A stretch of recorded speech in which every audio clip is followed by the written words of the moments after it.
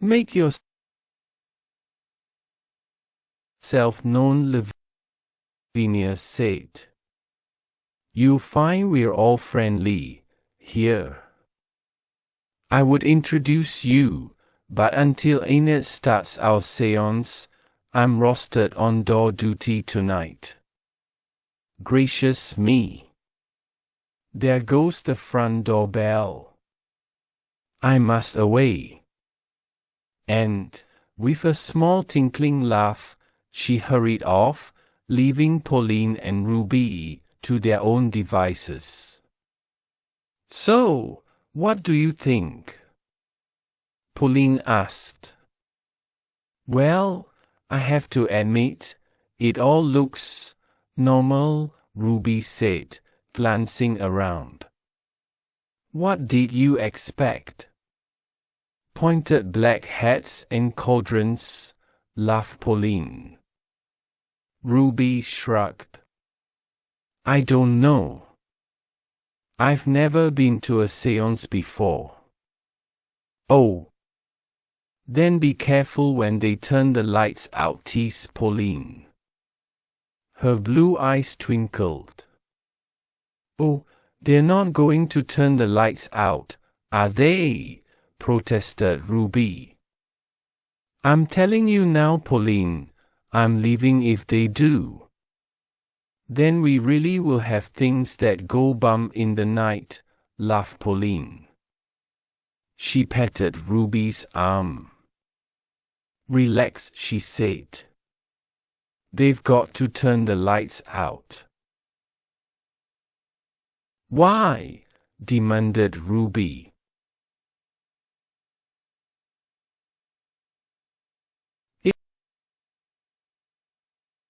It's a well-known fact, Pauline said. Spirits don't materialize in a lit room, something to do with the ectoplasm. Ruby opened her mouth to ask what ectoplasm was, and then thought better of it. I don't know why I come with you to these places, she complained.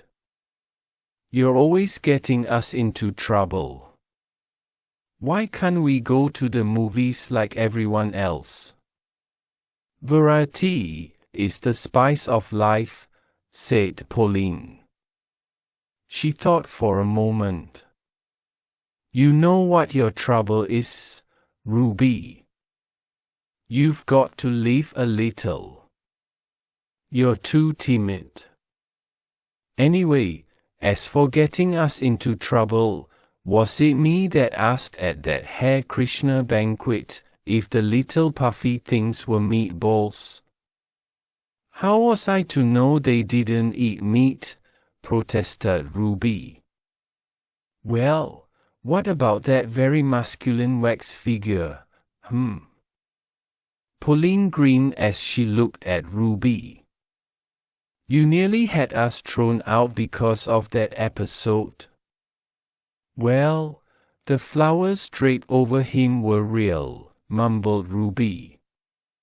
They confused me. Want me to continue? Teased Pauline. Ruby's lips curved in a silent no. She turned away from Pauline and gazed around the large room. A flickering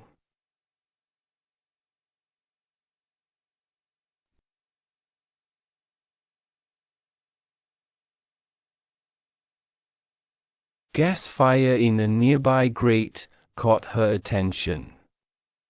Then her gaze shifted to the picture of Jesus hanging above it, hands outstretched in supplication, as if apologizing for the feeble flame. He wouldn't be hanging here if they were into hoodoo, she thought, comforted by his image. Ruby scanned the rest of the room.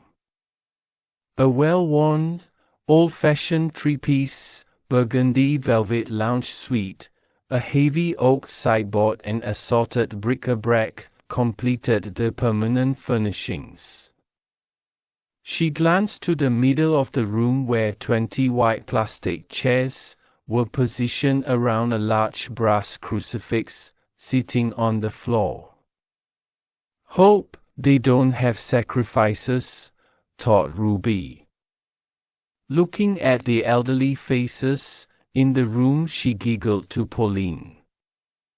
Not many Vestal virgins here. Pauline stared at her friend. Sometimes I worry about you, Ruby, I really do.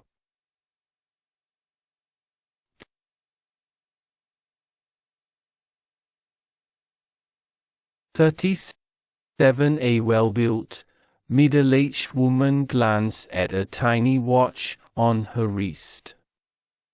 She clapped her hands to attract attention. Everyone stopped talking and looked at her. Thank you, she said, smiling. I think everyone has arrived now, so if you take your places, we can start our meeting.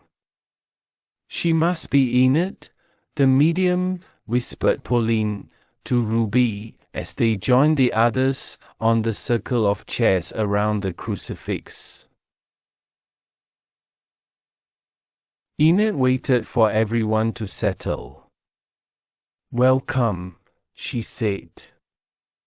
Her voice was cultured, theatrical. We have come together to make contact with those in spirit who wish to communicate with us. She looked at the circle of rapt faces staring back at her. To raise the vibrations in the room and make it more harmonious for our unseen visitors, we'll start the evening with that lovely old hymn, God be with us, till we meet again, she said. Taking a deep breath that thrust her ample bosom out, Enid led the group in song. Till we meet, eet. Till we meet, eet. God be with us till we meet again. The thin, reedy voices of the elderly ladies struggled for the high notes of the hymn.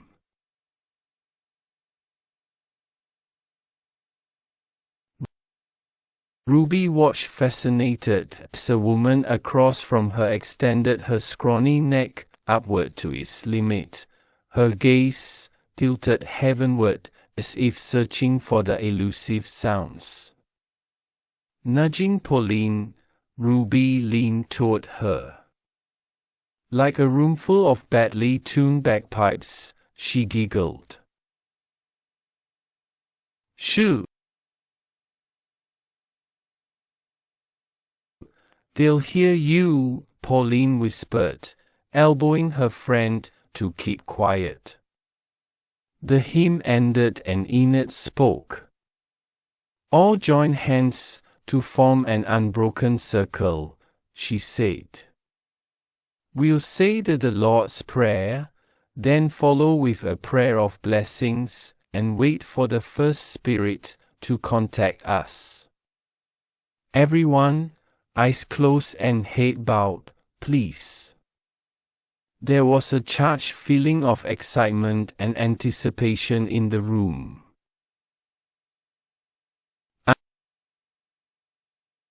Uneasy, Ruby opened one eye and quickly scanned the faces of the people grouped in the circle. Pauline nudged her. Eyes closed, Ruby, she whispered.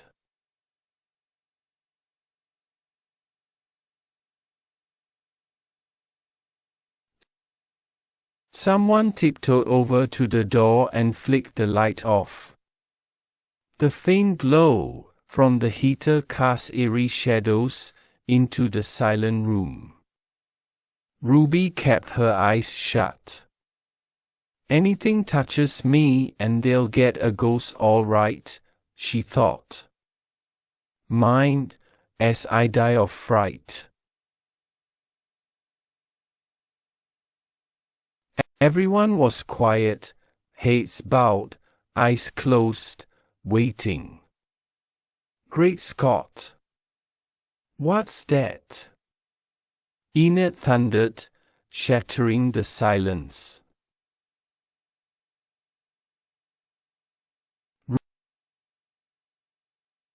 Ruby jumped, her eyes flicking open at the loud, unexpected noise.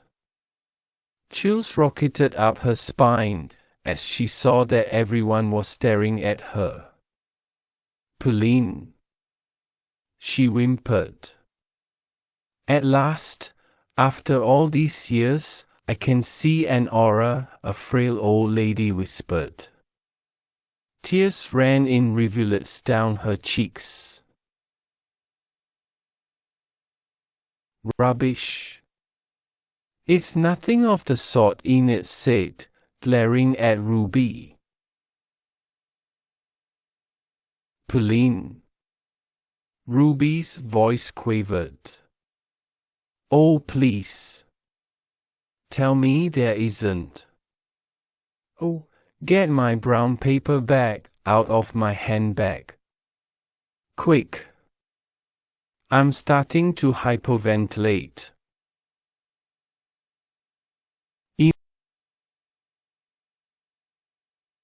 Enid stomped over and stood in front of Ruby. "How dare you ruin our evening?" she thundered. Ruby moaned at the onslaught and wheezed short fast breaths into her paper bag. Pointing to the door, Enid yelled, "Now, get out, you disbelievers, and never come back." Ruby and Pauline fled. Outside, Pauline burst out laughing. "Okay, tell me how you did it." 38. "What? That on your skin, what is it?" asked Pauline. Ruby looked down.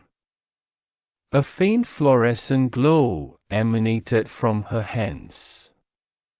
Surprised, she turned her hand over several times, looking.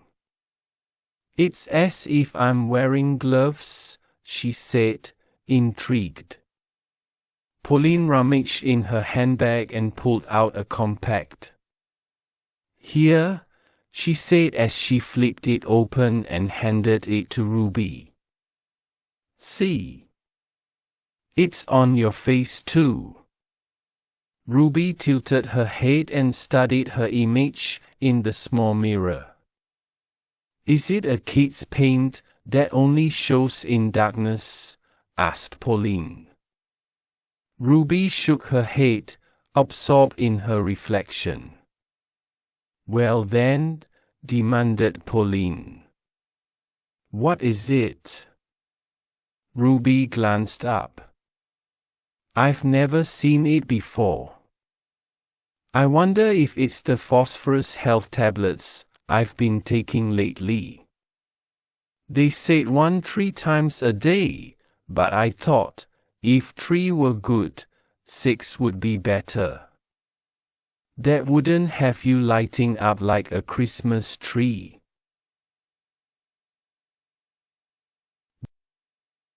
"Well, actually I have been taking 12 a day," admitted Ruby. "Sometimes more if I forget how many I've taken." Pauline shook her head. "You've excelled yourself this time, Ruby," she said. "And how are we going to get you home? If someone sees you, they'll have a heart attack." "Don't tell me, I don't want to know. Just walk 3 paces behind me and pretend we're not together." Pauline set off at a brisk pace. "And stop smiling," she said as she glanced back at Ruby. You look like a grinning skull. Good, thought Ruby. And maybe next time our excitement will be at the movies and not at all these wacky gatherings Pauline likes to go to. Her grin widened. 39. The lesson.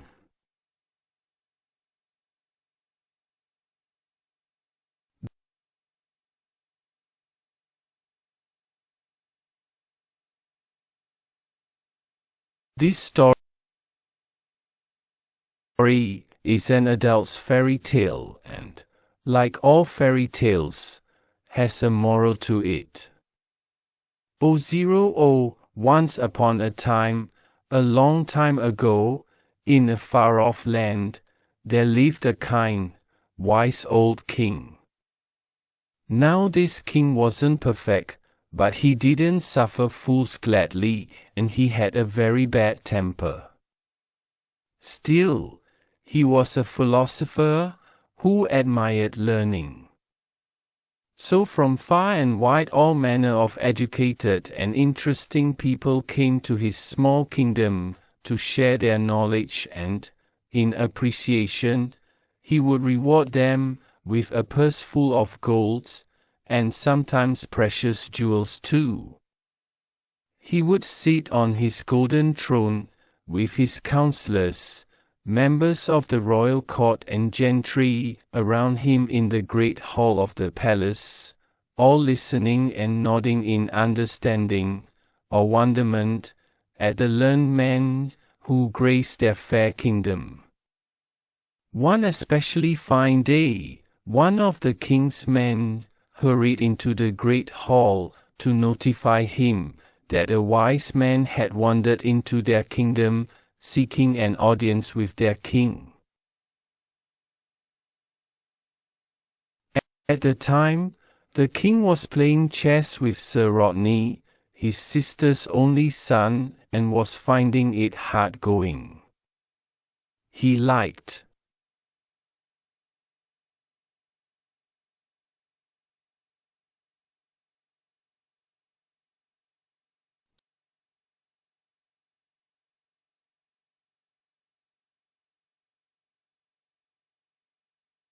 Sir Rodney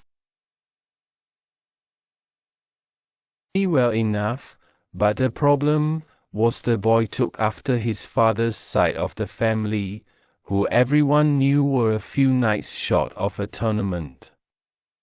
Show him in, bellowed the king, glad of the diversion. The stranger, barefoot, his body wrapped in saffron cheesecloth robes, entered, and, flanked by 6 of the royal guards, walked up the center of the hall, oblivious to the curious stares of the court. From his seat on a raised marble platform the king watched the wise man approach. "Welcome," the king said, smiling to the silver-bearded old man who now stood before him. The stranger bowed low. "It is an honor to be here, Your Majesty." An aura of peace and serenity radiated from him, and the king was impressed. "What is your name, wise man, and what gives you your air of peace?" asked the king. "I am known as Maharani. I have dedicated my life to knowledge, specializing in all forms of concentration and mind control, Your Majesty," the wise man replied. "Mind control is how I attain peace."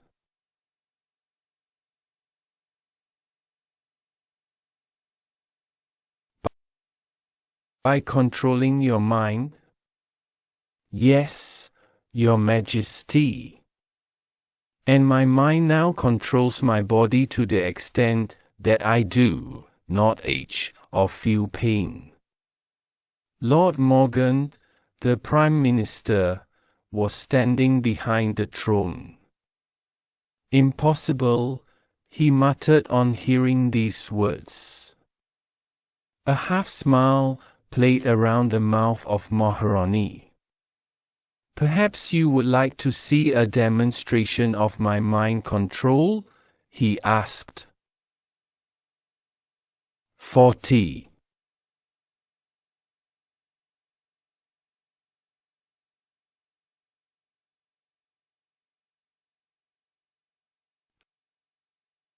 "I would indeed," said the king.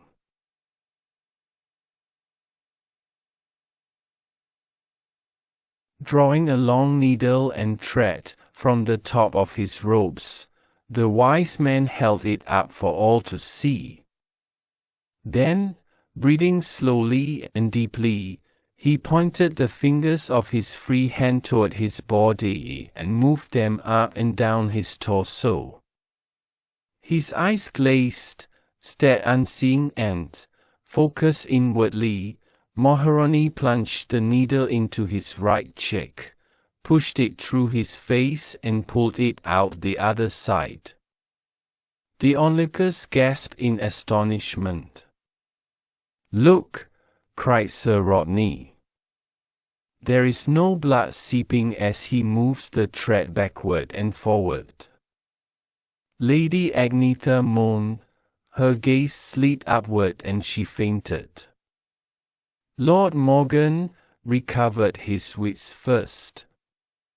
"He's using trickery," he said, not bothering to lower his voice.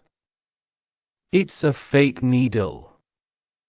Unperturbed, Maharani withdrew the needle and thread before asking, "If I could please have a lit candle, Your Majesty?" The king nodded and a servant whisked a candle off a nearby table and hurried with it to the wise man. Holding his extended, bent left arm on the flame, Maharani said, "I will stop the flesh of my left arm from burning."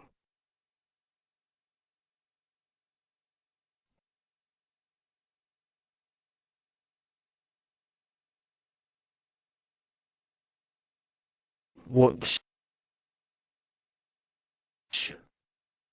The great hall was silent as everyone craned forward to see what was happening. "He's held it on his arm for ages," somebody whispered. "Can anyone smell his flesh burning?" Maharani handed the candle to the servant and, extending his arm, asked, "Perhaps Your Majesty would like a closer inspection?" "I can see well enough from where you stand," said the king. Leaning forward, he acknowledged, "There is no mark on your arm."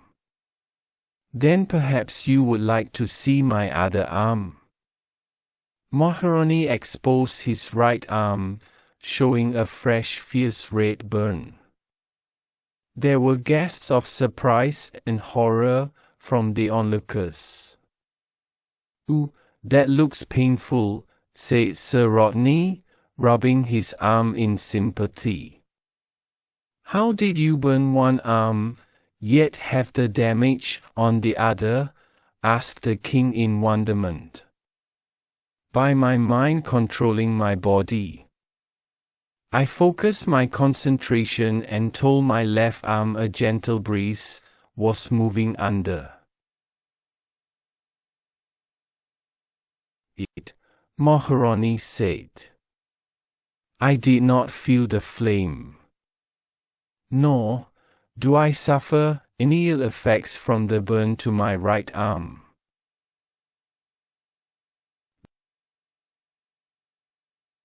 The king stroked his beard as he listened. "In India, where I studied, it is what Sufis do," explained Maharani. "They have such mastery over their mind, such perfect power of concentration, they are able to control their body, to do whatever they want, to the exclusion of all else. As an example, they can be buried alive for days, and when dug up will still be alive and well. Lord Morgan burst out laughing, then quickly coughed and looked away. "Watch," said Maharani, pointing to his damaged arm. Focusing on it, he started to breathe deeply, slowly and rhythmically, and, to the onlooker's astonishment, the arm healed, leaving no mark. "How did he do that?" whispered Sir Rodney. "Trickery," sneered Lord Morgan. "A cheap magician's trick."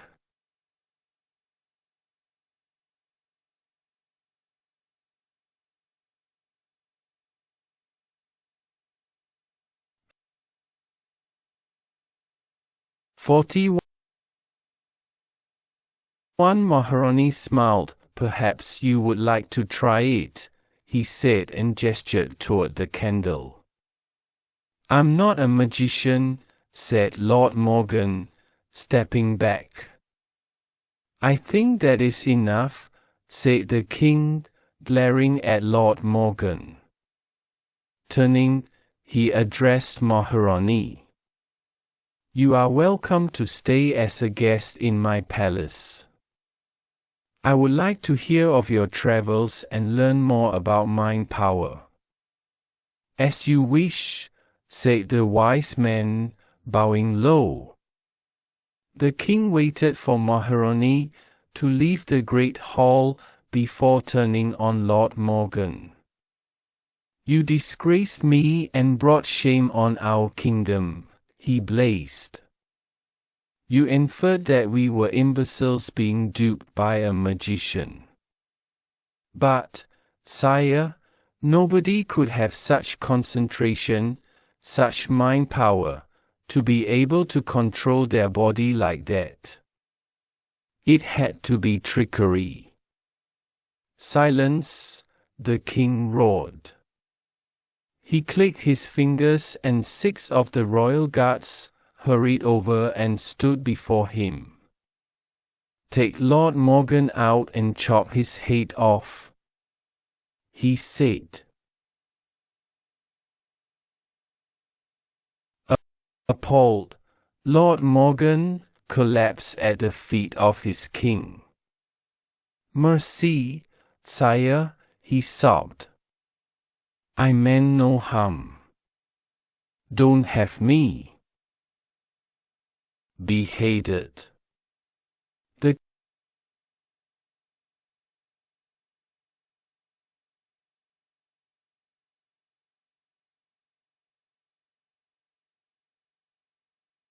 king tapped his fingers on the golden arm of his throne and studied his prime minister.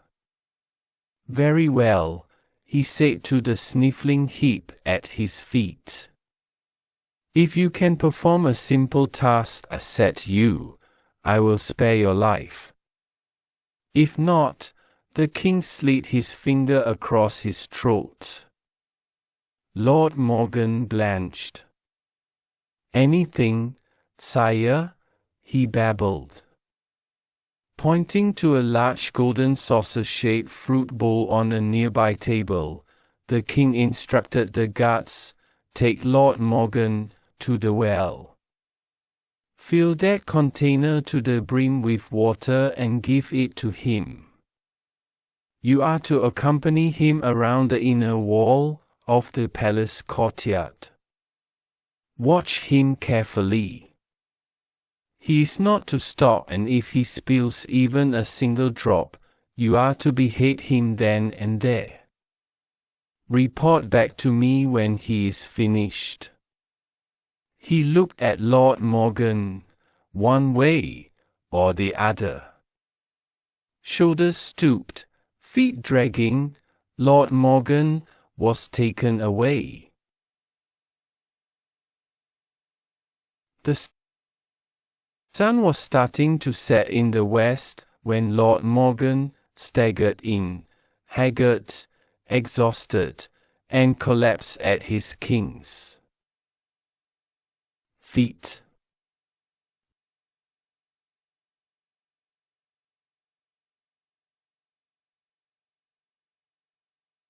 "We did as you instructed, Your Majesty," one of the guards said, standing to attention before the throne. "We watched carefully and can report he did not spill a single drop of water." The king looked down at the prostrate form of his prime minister. "And what did you experience while you were carrying the water?" he asked him. Lord Morgan's bloodshot eyes gazed into his king's face. "Nothing, sire. I knew my life depended on not spilling any of the water, and I concentrated so hard that time, everything else, except that bowl of water, ceased to exist for me." "And did you learn anything from this experience?" "I learned that it is possible to control your mind and body by focused concentration if your motive is strong enough." "And what I gave you was the motivation," the king said, satisfied. He tapped his prime minister on the top of his head. "You also learned it is not wise to open your mouth when you don't know what you are talking about." 42. Lord Morgan hung his head and said nothing. The Gargoyles of Hagalaz. This story is slightly more gothic, but still gargoyles on a castle wall.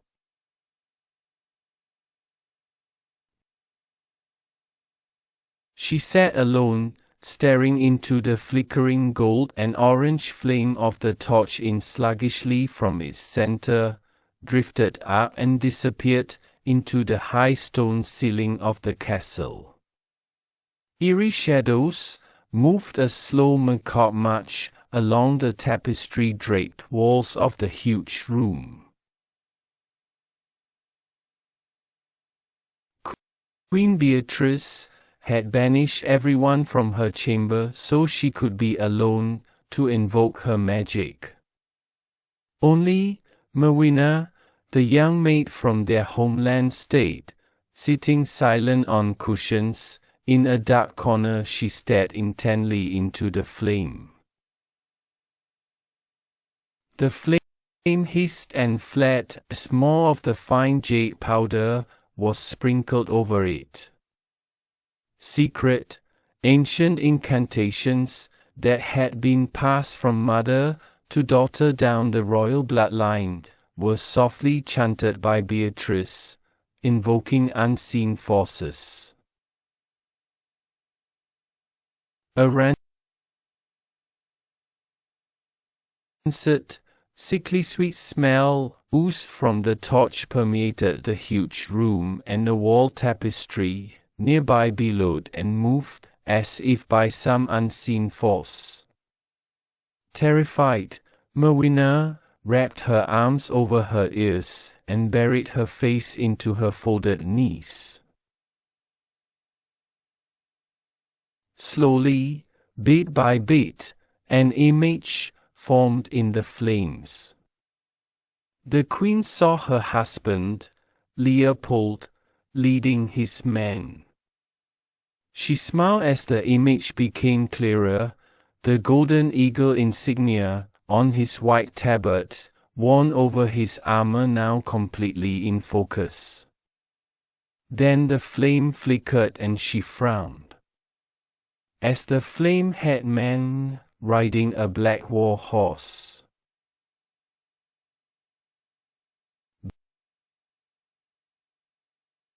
Beatrice stared. By Odin's beard, she swore. It's that treacherous dog, Earl Doroth. Silently she unfolding For abreast his army marched, the flickering flame from the torch making their chain-mail armor glitter. The scene changed again, and the Earl and his men were at the drawbridge of the castle.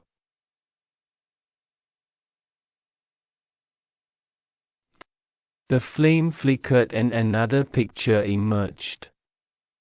It was of the great banquet hall, and the visitors were being wined, dined, and entertained at the long wooden tables. Everyone was laughing and happy as they gorged on the feast and drank tankards of mead.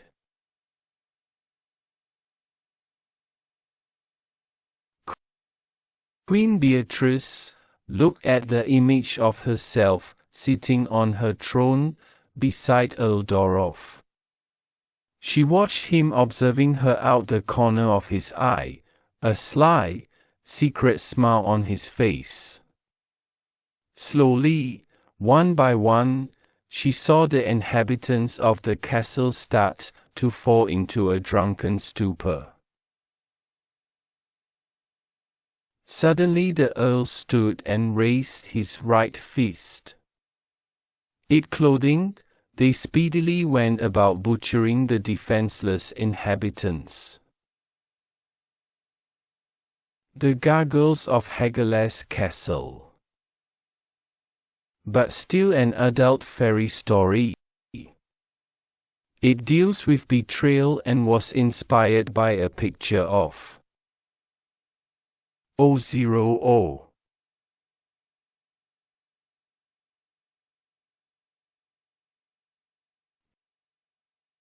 She sat alone, staring into the flickering gold and orange flame of the torch in front of her. A greenish-blue smoke rose sluggishly from its center, drifted up and disappeared into the high stone ceiling of the castle. Eerie shadows moved a slow macabre march along the tapestry-draped walls of the huge room.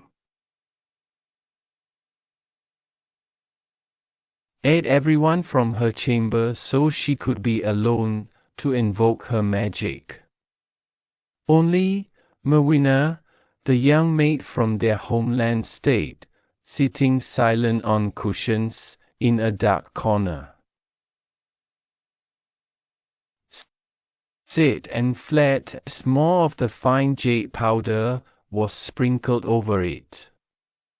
Secret, ancient incantations that had been passed from mother to daughter down the royal bloodline were softly chanted by Beatrice, invoking unseen.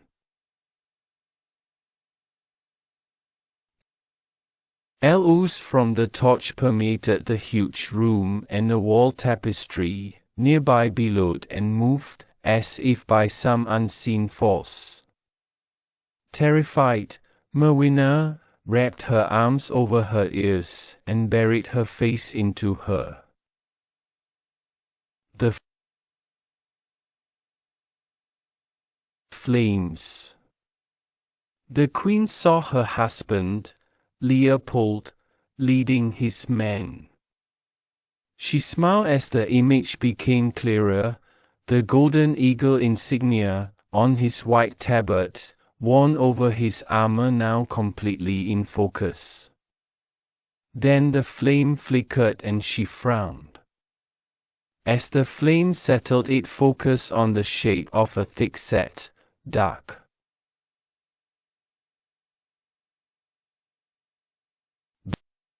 Beatrice stared. By Odin's beard, she swore. It's that treacherous dog, Earl Dorothy. Silently she unfolding. For abreast his army marched, the flickering flame from the torch making their chain-mail armor glitter. Earl and his men were at the drawbridge of the castle. Picture emerged. It was of the great banquet hall, and the visitors were being wined, dined, and entertained at the long wooden tables. Everyone was laughing and happy as they gorged on the feast and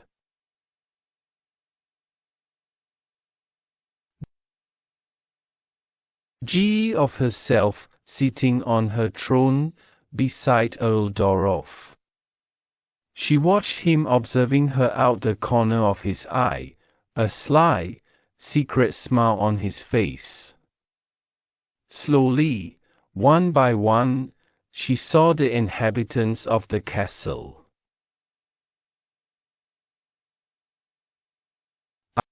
Owl stood and raised his right fist.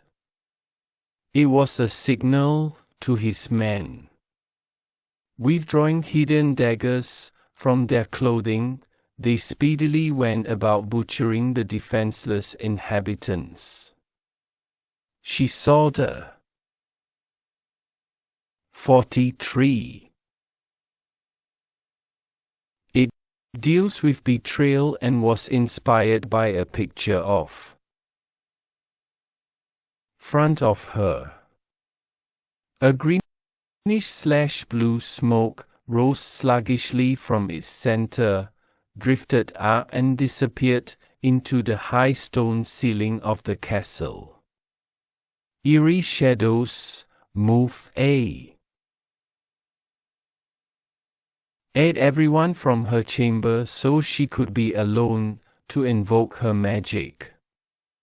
Only Merwina, the young maid from their homeland, stayed, sitting silent on cushions, in a dark corner, forgotten by Beatrice while Sid and fled as more of the fine jade powder was sprinkled over it. Secret, ancient incantations that had been passed from mother to daughter down the royal bloodline were softly chanted by Beatrice, invoking unseen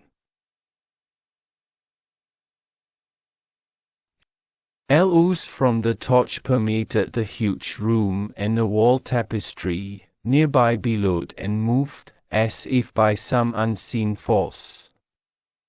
Terrified, Merwina wrapped her arms over her ears and buried her face into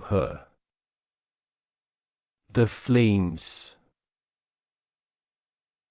The queen saw her husband, Leopold, leading his men. She smiled as the image became clearer, the golden eagle insignia on his white tabard worn over his armor now completely unsettled. It focused on the shape of a thick-set, dark Beatrice stared. By Odin's beard, she swore. It's that treacherous dog, Earl Dorothy. Silently she watched the image unfolding. For abreast his army marched, the flickering flame from the torch making their chain-mail armor glitter. Owl and his men were at the drawbridge of the castle. Picture emerged. It was of the great banquet hall, and the visitors were being wined, dined, and entertained at the long wooden tables. Everyone was laughing and happy as they gorged on the feast and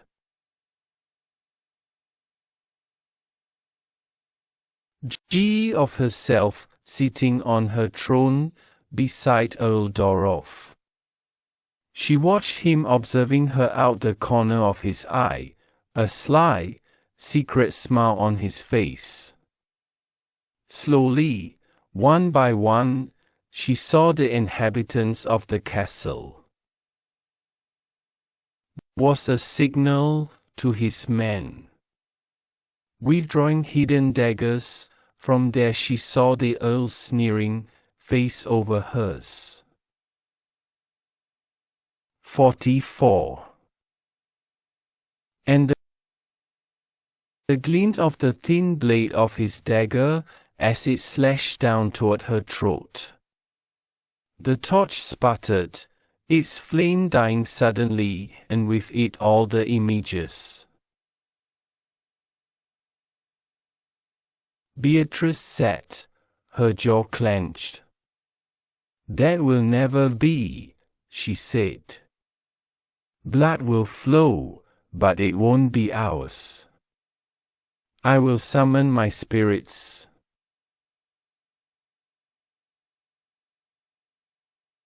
"Remember, Beatrice," a voice from the void rasped. "To command the unseen forces is not without peril. For every drop of blood spilt of your enemies, so yours will be forfeited tenfold." "But how can I stop this carnage without a drop of blood being shed?" she demanded. There was no reply.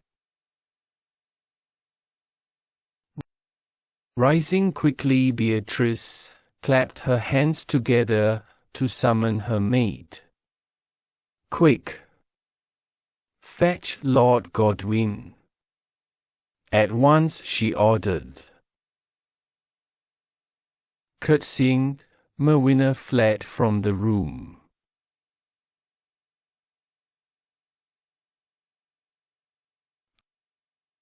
"I need to be careful," Beatrice thought. "Queen or not, these ignorant peasants could still burn me at the stake as a witch." "They will never accept me," she admitted, "but no matter. My gods have shown me many times where my duty lies. And I have followed my duty and come to this strange land to marry its leader, as had been foretold." She touched her swollen belly and smiled. "And soon the next part of the prophecy will be fulfilled, when I bear from my loins the son who, once a man, will wield such power as to unite and reign sovereign over the land. One who will spawn a great lineage and live a long and glorious life. Yes, I'm content with that. Remember all of the prophecy, Beatrice," the unseen voice whispered. "No blood is to be spilled for the prophecy to come true and your son to rise to greatness." Beatrice frowned. "But how can I achieve this?" she asked into the darkness. Again, silence was her reply. Beatrice touched her swollen belly. "I need to plan very carefully," she thought. Lord Godwin listened as his queen recalled her terrible dream. If he had not just received word from one of their sentries that the Earl and an army of his men were marching toward the castle, he would have dismissed what was just said as the fanciful illusions of a pregnant woman. He had heard the castle gossip about this beautiful foreign queen. Indeed, one of his duties was to listen and report all to the king any strange activities, so that any plots or insurgencies could be speedily dealt with. He groaned inwardly. Ever since she had arrived at the castle as a bride for King Leopold, there had been whispered gossip about her and her strange foreign powers, but none had ever dared speak outright about them. It was felt by all that it didn't pay to meddle in what wasn't of this world, nor with anyone who did. It might have been his duty to report to the king, but to mention that the whole royal court thought his queen is a sorceress, could very swiftly have him, as the bearer of the news, heading for the chopping block. He broke the silence in